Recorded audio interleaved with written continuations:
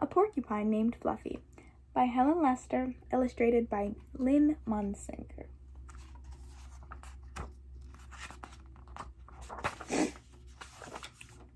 When Mr. and Mrs. Porcupine had their first child, they were delighted.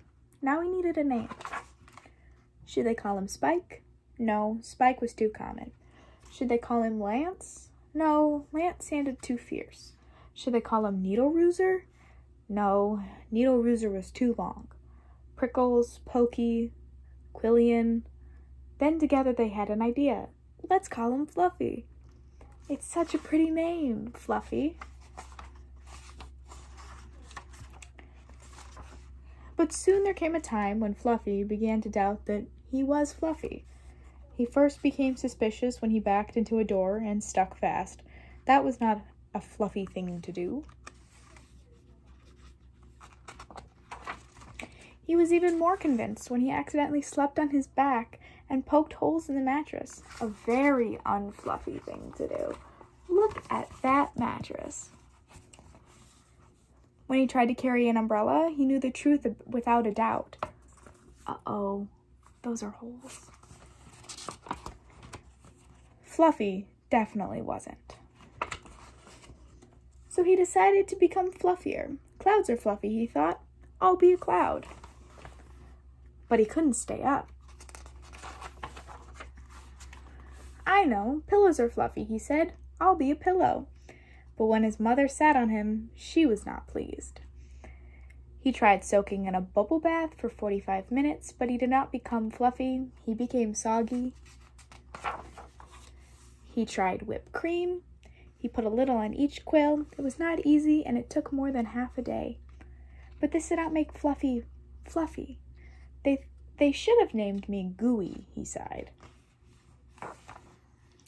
He ate a lot of fluffy marshmallows. He rolled in shaving cream and feathers. He even tried to become a bunny. But the truth remained, Fluffy wasn't. One afternoon, Fluffy set out for a walk, trying to think of ways to become fluffy. Before long, he met a very large rhinoceros. Grr, said the rhinoceros, I'm going to give you a rough time. Fluffy didn't know what a rough time was, but he didn't like the sound of it at all. What is your name, small prickly thing? Asked the rhinoceros unkindly. Fluffy, said Fluffy. The rhinoceros smiled, he giggled, then he laughed out loud. He rolled on the ground, he jiggled and slapped his knees. He roared with laughter. A porcupine named Fluffy? Howled the rhinoceros.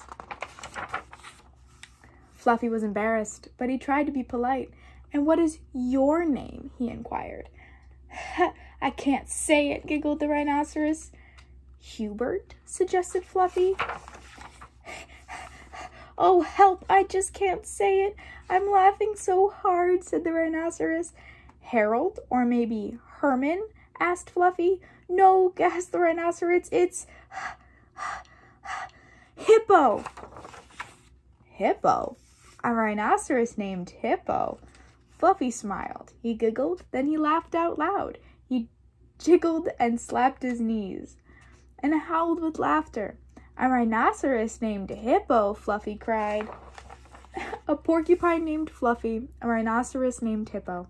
It was almost more than they could bear. Hippo and Fluffy rolled on the ground, giggling and laughing until tears came to their eyes.